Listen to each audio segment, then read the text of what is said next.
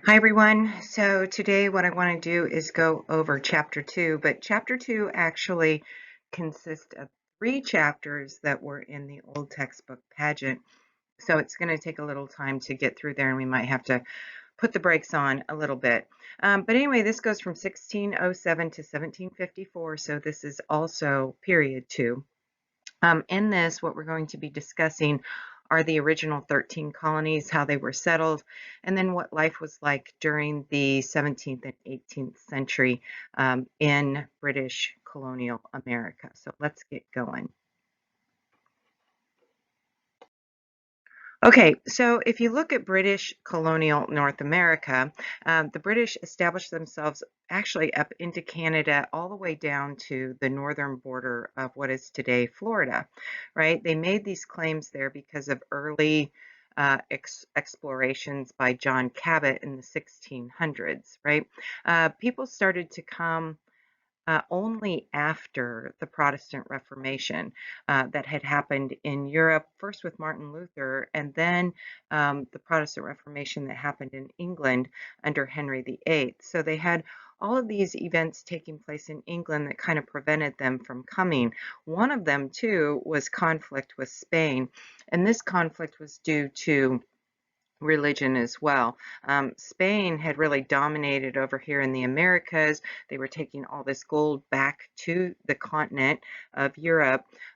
England was harassing them, but then Spain also wanted England to become Catholic again after they had become Protestant under Henry VIII. So there was a lot of conflict there. So anyway, after the sinking of the Spanish Armada, and that is over, then we start to see kind of a flowering of British culture, nationalism. They become a major power, especially on the seas. We get some other things that happen too. If you look here on the slide, we get political stability under the leadership of Queen Elizabeth I. We get the development of the joint stock company, which allows people to pool their resources to come to America. And so because of that, we start to see people come over to the colonies or to establish colonies in what becomes the 13 original British colonies, which becomes the United States. So when they set these colonies up, they can be either a corporate colony, a royal colony, or a proprietary colony. So a corporate colony and a proprietary colony is kind of the same thing, except that with a corporate colony, it's controlled by a joint stock company. Many people who have pooled their resources together, right? A royal colony is under the direct control of the king. In actuality, it wasn't just the king, but a council of advisors known as the Privy Council that would oversee it. And then the king would appoint a governor, and then the governor would rule for a long time. But usually, too, that governor was beholden to colonial legislatures, because as you're going to see, these people are going to set up self-government in the colonies. The people who come over here, they're so far away, they get to kind of govern themselves. A proprietary colony, this is the type of colony that is owned by a particular individual, usually because they got a grant of land from the king as a favor for services rendered, right? So keep this in mind as we go through and we start to look at the different colonies, how they were established, what kind of colony they began as, and then maybe what kind of colony they ended as. Okay, so we're going to go and talk about all those things we just discussed in the last slide in a little bit more detail. Here is a map of the voyages of John Cabot. His real name is Giovanni Caboto. He was Genovese, so he was from the northern part of Italy. He was commissioned by Henry VII to kind of sail across the northern Atlantic. He's the first known European to have done so since the Vikings back around the year 1000, right? There are probably other Europeans who had been there though, because that area that he went to is part of the Grand Banks, which is very rich fishing area. And it's believed that the Irish had been there and maybe even some other people from Sweden, Norway, who had gone as well. But anyway, he made this trek and it goes to what is today the modern day Newfoundland in Canada, and then Nova Scotia along the coast of Canada right there. So he comes on down, he lays claim to that, but he believed that he had reached Asia, right? But back then, if you find this land, you find the land, it didn't matter if indigenous populations were there or not. The kings, queens of Europe claimed it as their own because John Cabot is selling on behalf of the crown. And so then the land is then claimed by that European government. All right, another thing that prevented England from colonizing the Americas or anywhere else really was the religious conflict that took place in Europe, and this had to do with the Protestant Reformation. So the Protestant Reformation started in 1517 with Martin Luther, and Martin Luther was upset with the Catholic Church because of the practices he felt strayed too far away from the original teachings of Jesus Christ and his followers. And so he tacked up his 95 thesis, right, and in his complaints against the church, such as indulgences and other things. There will be a video that you're going to watch that explains that in more detail. Also, in England, like 15, 16, 17 years later, I guess it wouldn't be quite 15, it'd be more like 13 years later, Henry VIII creates the Anglican Church, and it wasn't out of anything spiritual, it's because he wants a divorce, and the Pope, the head of the Catholic Church, wouldn't give him one. But then when his daughter, and he creates Protestant religion, but it's not really Protestant in the terms of how Martin Luther or other Protestants would have seen it because it still had many of the same ceremonies and trappings as the Catholic Church. And so a lot of Protestants were unhappy about that. And then Queen Mary, Henry VIII's daughter, she becomes queen and she persecutes Protestants because she's Catholic and she wants England to be Catholic again. But then she passes away and it goes to Henry VIII's other daughter, which is Queen Elizabeth I. She comes to the throne and she's a very, very popular monarch. She rules for a long time. She returns the country back to the Anglican Church, which is the Church of England created by her father, Henry VIII. It's also during this time that there is the defeat of the Spanish Armada, and so England doesn't really have to worry anymore about the conflict with them. So at this time, they're free to go and expand, explore, and colonize different territory. But after Queen Elizabeth dies, it goes to James I and then his son, Charles I. And at this time, Protestants are being prosecuted or persecuted. And so a lot of these people come to the Americas seeking religious freedom. There's also going to be the English Civil War over the issue of religion from 1642 to 1651. And then following that, there's more stability and more people start to come. There's also conflict with the Irish. And what the English do is they go and they take over Irish land and they rule ruthlessly. To defeat them, they'll attack Irish villages and kill women and children. And you're going to see that same sort of scenario play out with the treatment of the Native Americans here in what is now the United States. Okay, so this gives a little bit more explanation as to England's path to colonization. You can see with Henry VII, that's when we get the voyages of John Cabot. Henry VIII, we get the English Reformation and the Anglican Church is created.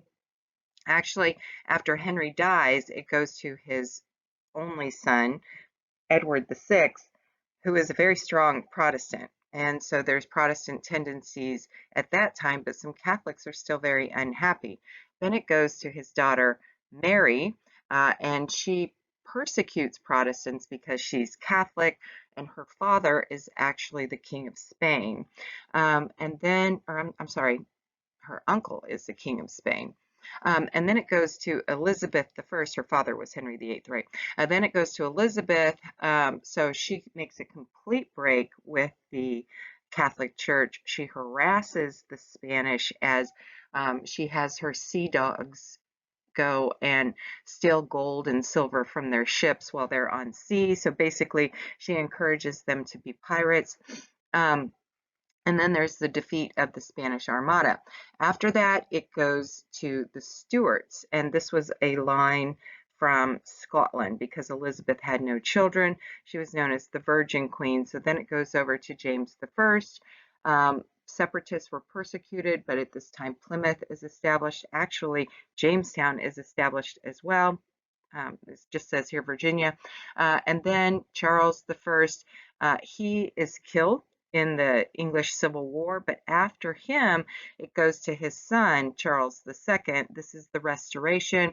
He grants land in the Carolinas and in Pennsylvania to people who helped him. We also get the establishment of New York when they want to consolidate their holdings along the East Coast there. Then we get James II with the Glorious Revolution, and then William and Mary. So this is when the colonies are complete. Then they start to develop, and eventually, after the French and Indian War, they want independence. Okay, so here's Henry VIII and his 6 wives. His first wife right there was Catherine of Aragon. She was from Aragon, which is in Spain, and she gave birth to Mary. And so she was Catholic, but um, but she wouldn't produce a male heir, and Henry fell in love with Anne Boleyn. So he marries Anne Boleyn after he separates from the Catholic Church and creates the Anglican Church and divorces his wife Catherine. But he marries Anne Boleyn and they have a daughter, Elizabeth. Well, he falls out of love with Anne Boleyn and he has her decapitated. And then he goes on to marry Jane Seymour, who produces a son, finally, for him, Edward, right?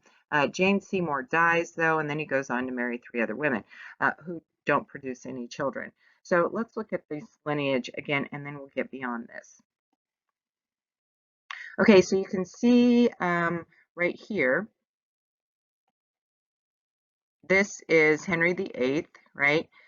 His first wife was Catherine of Aragon, and they produce a child, Mary, right? But then he gets a divorce from Catherine, right, when he creates the Anglican Church, and he divorces her. He splits with the Catholic Church. He marries Anne Boleyn, and they have a child, Elizabeth, right? But then he falls out of love with her. She doesn't produce a male heir. She's accused of having an affair, so he kills her, and then he goes on to marry Jane Seymour. Presumably that was a happy marriage, but then she dies, but prior to that, she had produced a male heir, Edward, right? But then she died. So laws of primogeniture says that everything goes to the eldest son. So the first to reign after Henry VIII dies is Edward, right? Edward is a strong Protestant, and you can see down here he rules from 1537 to 1547.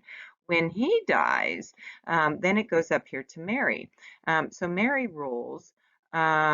What's it say? From 1553, that's wrong.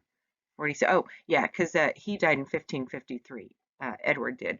So she rules until 1558, and then it goes, when she dies, it goes to her sister Elizabeth, who rules from 1558 until 1603. So she's known as the Virgin Queen because she never married and had children. So then it goes back up to the lineage from Henry VIII over to the Stuarts, right? So this is James Stuart of Scotland IV, who had married Henry's sister, Margaret Tudor. So they had a child, James V, who married Mary of Guise, who had a child, Mary Stuart. She was Mary, Queen of Scots, who actually competed with Elizabeth for who was supposed to take the throne. Many people thought that it should have been Mary, Queen of Scots. So Elizabeth had her killed, right? This is brutal back then, wasn't it? Trying to cross her out. There we go. So she was killed. So once Elizabeth dies, it actually goes to James right here. He becomes James the First. He's actually James the Sixth of Scotland, but he would be James the First of England. So we're going to get that. Actually, during Elizabeth, it was quite stable. And then during James the First and James and Charles the First, it was not stable, and for that matter, James the Second. Okay, so rule of Elizabeth the First. As I said, she's known as the Virgin Queen. She's a very popular monarch. She rules for a long time. I think, though, Elizabeth II um, has ruled longer than her. I'm not sure. But anyway, there's a sense of nationalism and unity that builds under her reign. And one thing that she does, you see her right here knighting, I think it's Sir Francis Drake. She also knighted Sir Walter Raleigh. Once you get knighted, then you get the term Sir. So here she's knighting him, and basically he is a pirate. What he does and what Sir Walter Raleigh do is they are sea dogs, and they harass Spanish ships. And as I said before, they take all the gold from these ships, right? So anyway, during her reign, they go to war with Spain, and they are victorious. The Spanish Armada is defeated, and they get peace with Spain in 1604. So at this time, we start to see this flowering of culture and adventurism. You know, this is the Shakespearean age and everything else. And so England is really becoming a power to be reckoned with. All right, during this time, one of the sea dogs, Sir Walter Raleigh, wanted to establish a colony in along the Atlantic coast in which they could go and they could harass the British. So one that they established was Roanoke, and it's known as the Lost Colony. So Sir Walter Raleigh did that. He was the half brother of Sir Humphrey Gilbert, also a sea dog. So anyway, they put it on an island off the coast of what was then Virginia. Today it would be North Carolina, near the Outer Banks, right? So he establishes this colony there, and then they get a second expedition there in 1587. But because of the war that was going on between England and Spain, they couldn't come back and resupply the colony. So eventually, when they do come back, I think it was in 1589, the colonists are gone. They had just vanished. We don't know what the fate of the 120 people was, but it's believed that they went to live with the local Indians, the Croatan, right? The people who vanished, John White, who led that second expedition, he left his daughter there, and then his grandchild, the first English person to believe to have been born in the New World, right? But we still don't know for sure, and people still look at that. They're doing DNA testing to see if anybody who lives in the area has Croatan and English ancestry, perhaps from some of these people who were there, but we don't know for sure. All right, but here are some paintings that were done by John White. They're in the British Museum of American History or something like that. But you can see he did like these watercolors of the indigenous population, which kind of tells us a lot, actually. You can see their dress, you can see how they lived, the tattoos.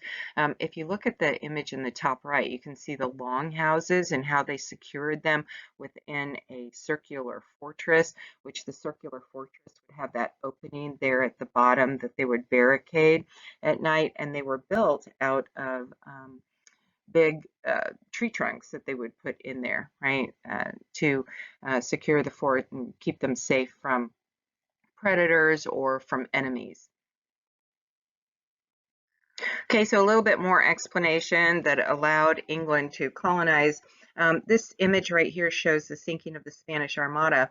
So Philip II had actually married Mary, Elizabeth's sister, and he believed that he had claim to the English throne, and he was going to make England Catholic again, and this was with the support of the Pope, because the Pope wanted England to be Catholic as well. So what he does is he sends his fleet of ship, known as the Great Spanish Armada, to England, and you can see it leaves the Iberian Peninsula, goes up along the English Channel, and there they are met with resistance by the British fleet that goes up and sails around Great Britain, and along the coast of Ireland there, a huge storm comes in. They're attacked by a much faster maneuvering British fleet, and then as the storm comes in, the Spanish Armada is sunk, and they are defeated. And the person that kind of leads the fight against them was Sir Francis Drake.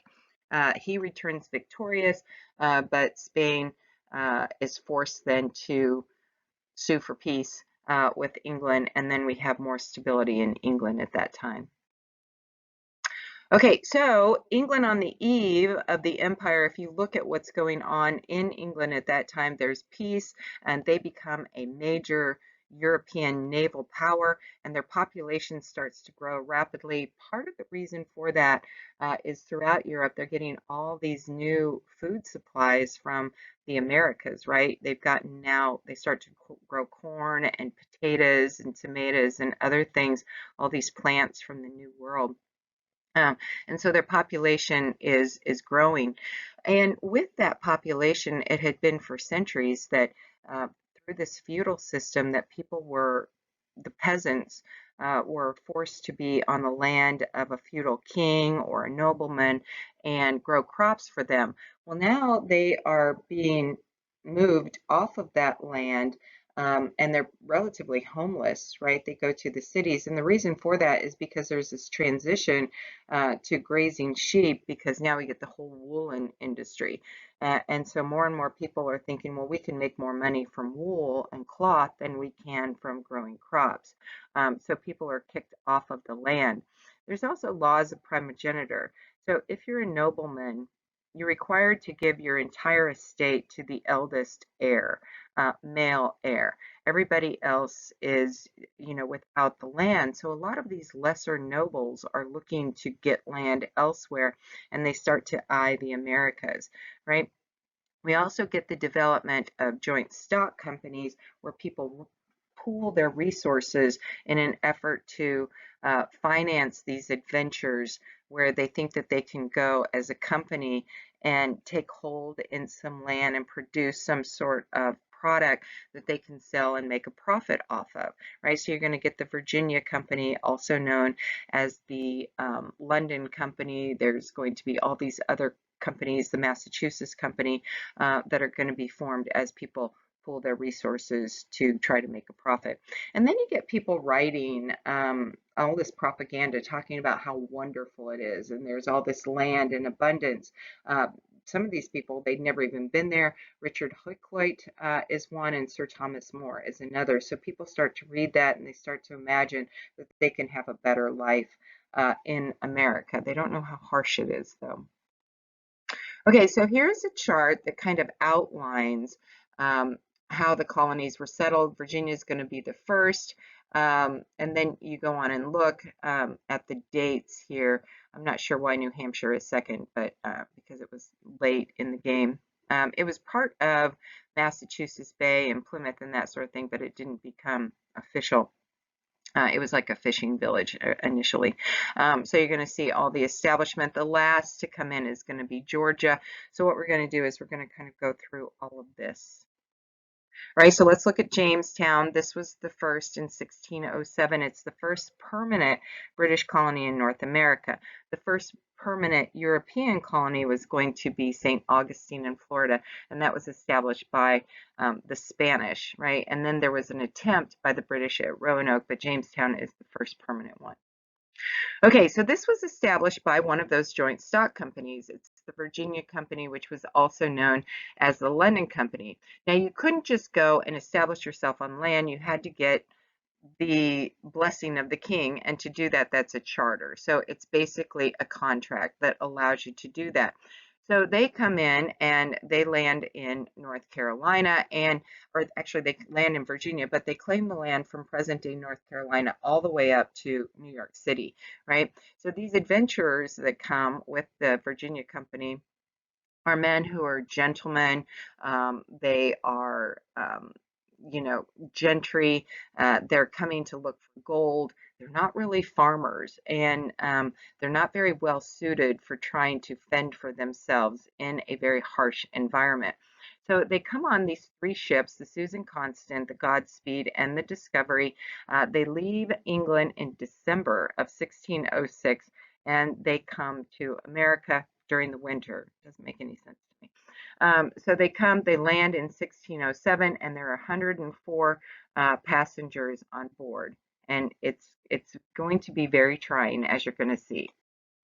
Okay, so there's many problems. So where they settle, if you look at the map to the left here, they settle on the James River. They think it's a perfect location to go and defend themselves against the Spanish, right? Because it's kind of set back and they could see them coming, and they think it's great. But it's very swampy and it's ridden with mosquitoes.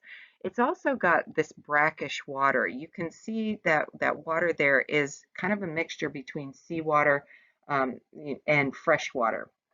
And so on the land where they are, there's very little fresh water because it's a period of a very long drought, like a very severe drought, the worst they'd had in like 800 years in that area, according to scientists and researchers who know that. Um, so as a result of that, a lot of the people who settle there suffer from disease from this bad water, like dysentery and typhoid. So different things that get into the water. It's not clean water, right, which can cause intestinal infections. And then what people get as a result is diarrhea, vomiting, and then they get dehydrated and then they die, right? So this is a problem. Aside from that, the people, as I said, were not well equipped. They didn't know how to go and fend for themselves. Just go hunt, and get the game from the forest or the fish or anything like that. They want to go out and they just want to dig for gold, right? So as a result, there's very little food, and a lot of people are going to suffer from that. Aside from that, they put themselves smack dab in the middle of the Powhatan Confederation. That's a group of Algonquin-speaking Indians, Native Americans who live in the region, and they don't treat them very well. They raid their food and other things, and so the Indians are going to retaliate and they're going to go to war with them. So this is really a trying time for the people of Jamestown.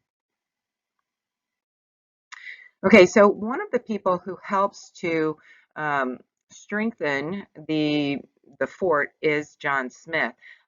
He was one of the original people on the boat that came over here, boats, but he was accused of mutiny against the captain, Captain Newsom.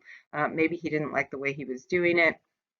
So he was actually enchained um, as he came across. He was released from prison, though, because people of the Virginia Company wanted him to take a leadership role, and he was placed on the Leadership Council. And what he said to the colonists is, if you're not going to work, then you're not going to eat, right? And so a lot of these people thought that others were going to take care of them, and he's like, no, we're not going to play that game. Everybody's going to take a hand at it, so they had to all do that. So for a time being, under his leadership, things went well. But he was in conflict with some other people, and it says here that there was a gunpowder accident. Many people don't think that that was actually an accident, that some people were trying to kill him. But nonetheless, he was injured from an explosion of gunpowder, and he was forced to leave in 1609. And this was really bad for the colonists because when he left, things got much worse. But anyway, later he was going to come back. He's going to come in 1616 and chart the northern, like New England coast of America. And then he's going to talk about his experiences in Virginia, in the General History of Virginia, a book that was written in 1624. In that, he tells the tale about being captured by Chief Powhatan and Pocahontas rescuing him. And many historians debunk what he wrote, that he was just trying to make a name for himself and sell books, because by that time Pocahontas was quite famous, and actually during the time that he was captured, she was only 10 years old. So his stories don't really compute. So here's a depiction of what the fort would have looked like. Three sides, they reinforced it all the way around, but you can see there's Powhatan Indians all the way around them, right? So there's an image of their settlement.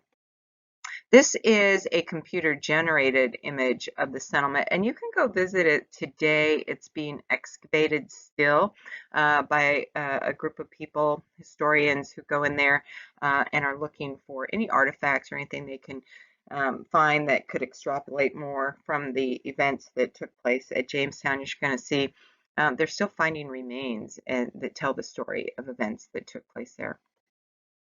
Here's some recreated buildings from Jamestown on what it would have been like there. So you can go and visit it in Virginia. They had a church, of course, that was very important. They found some bodies buried underneath this church because the church was probably rebuilt um, after the starving time and the initial settlement of the colony. One thing, though, that happened is there are a lot of people who died there. If you look at it, this kind of goes through the numbers, right? Of the 100, of the people on board, 40 die on the way there, so that leaves 104 men and a few boys who get there, right? They get a resupply ship of about 100 people, but in 1608, there's still only 168 people. Then a second resupply ship brings 70 people, but by October of 1608, there's only 200 people.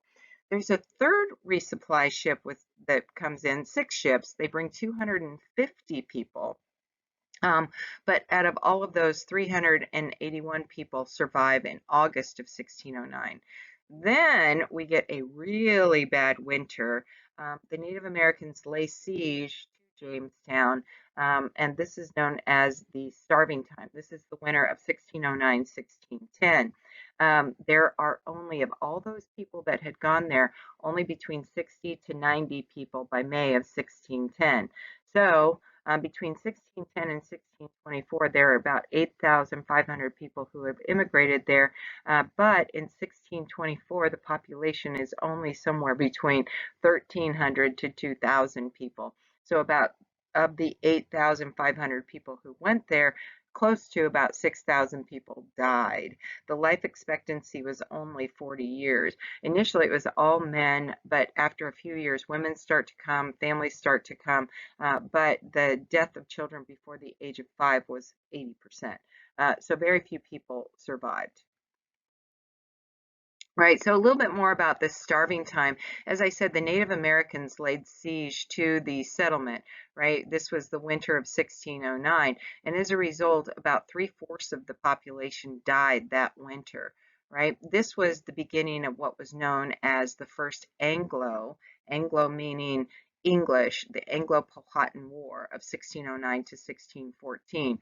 The English the English had raided the Indian food supply, and this is what started the war. And so food was very scarce for the inhabitants there. And so what the settlers had to do in the fort was eat what was on hand. So that meant cats, dogs, rats, snakes, anything that they could find, leather.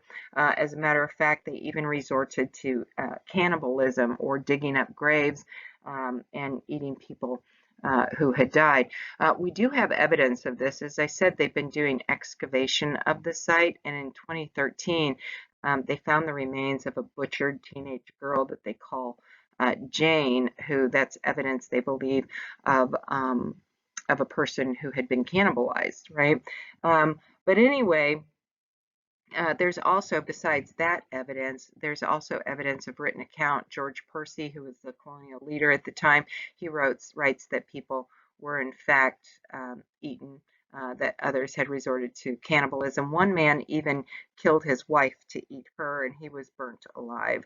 I don't know if they ate him or not. But anyway, as a result of this, the colonists decide that they're going to abandon the fort. But just as they're about ready to leave, then another ship comes in with supplies, and then from this, things improve slightly. Right. So anyway, a little bit more about the Powhatan Wars. The settlers, if you look down there, they established themselves. You see Jamestown on this map, smack dab in the middle of that purplish bluish color. That is the Powhatan Confederation. So the English called it the Powhatans after the chief Powhatan, even though his name was Tensacomocco, right? This is a though the Tensacomocco, that's the Powhatan, even though the chief was Wahusanacock. right? So I can't pronounce that obviously very well. But then we get the First Powhatan War, as I told you about before, from 1609 to 1614, when the colonies get this resupply. Lord Delaware, Tom West, um, others come in, and what they do is they use the same sort of tactics on the Indians that were employed on the Irish. They start to attack women and children, and so this brings about the end of the First Powhatan War. Then the Second Powhatan War, this one, there were more and more people coming, and so you get this planned attack of a new leadership uh, of Opachinoconoco, where they attack the English.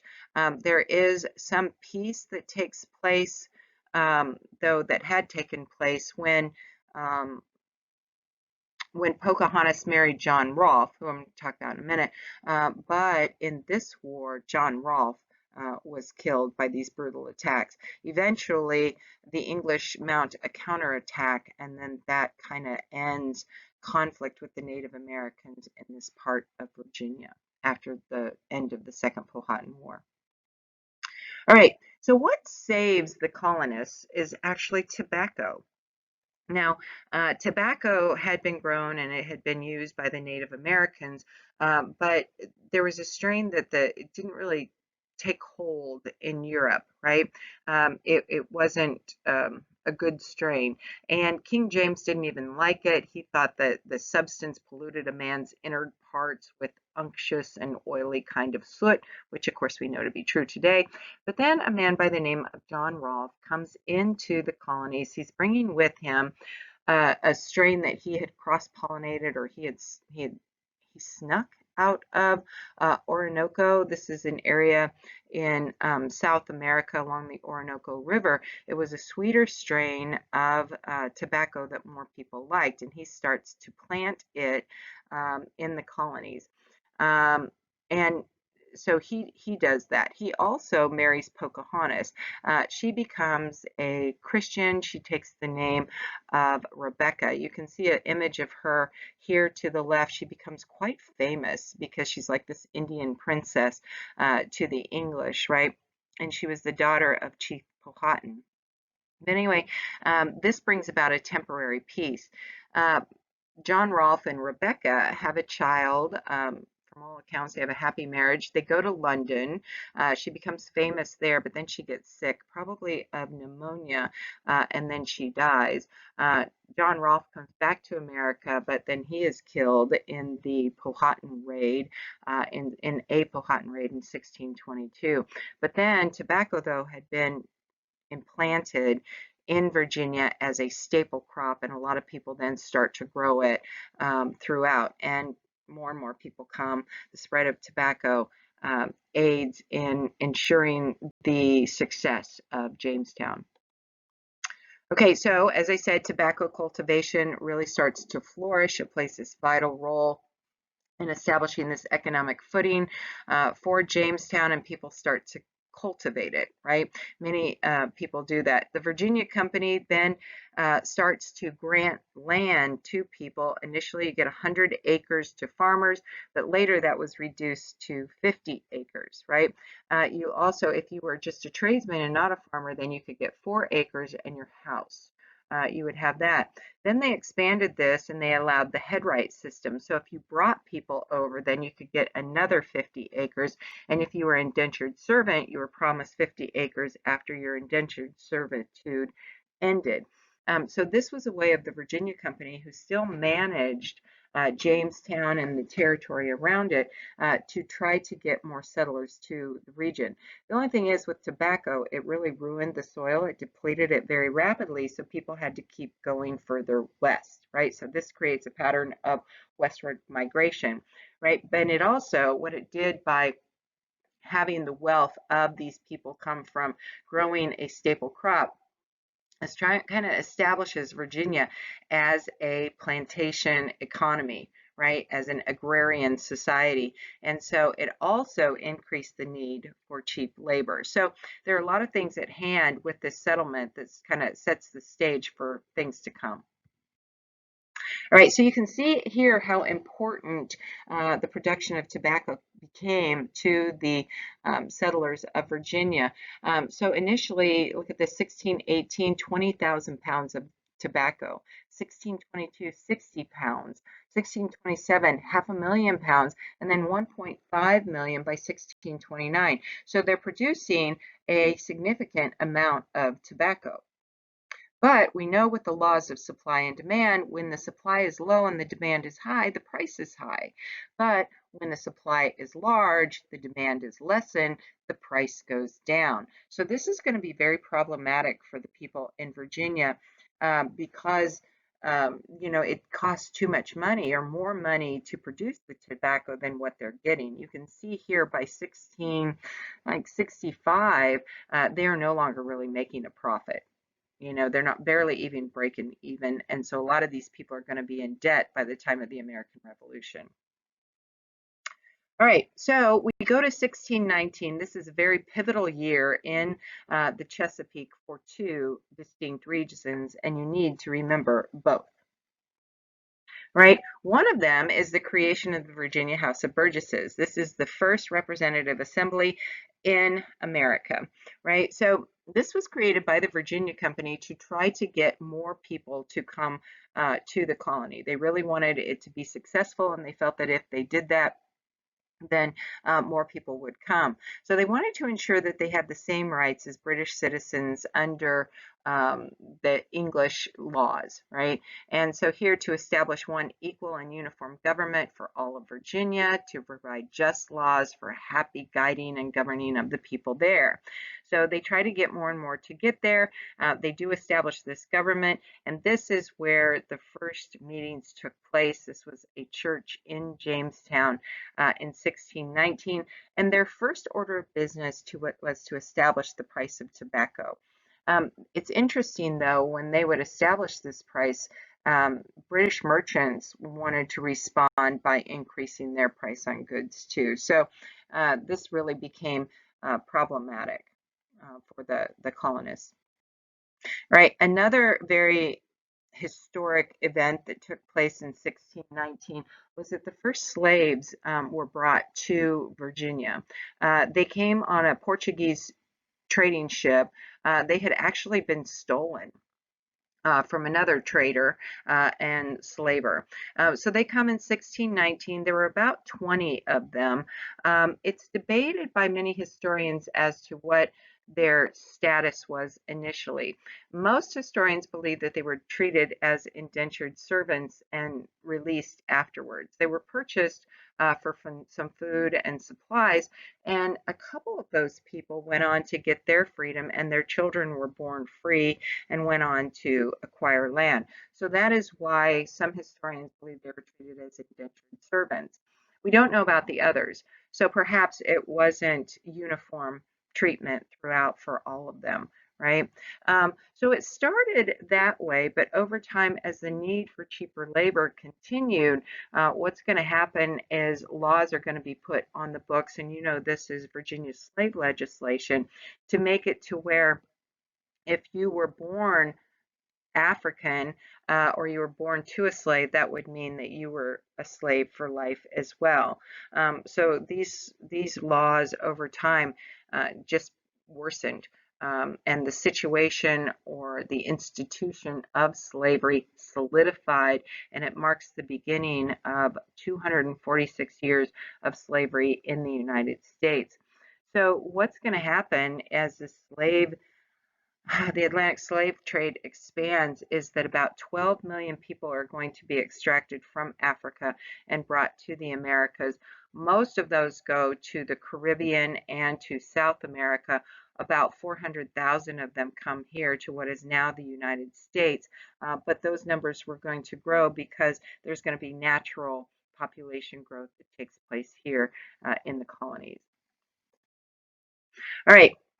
Eventually, though, the Virginia Company is going to lose its charter, and it is going to become a royal colony.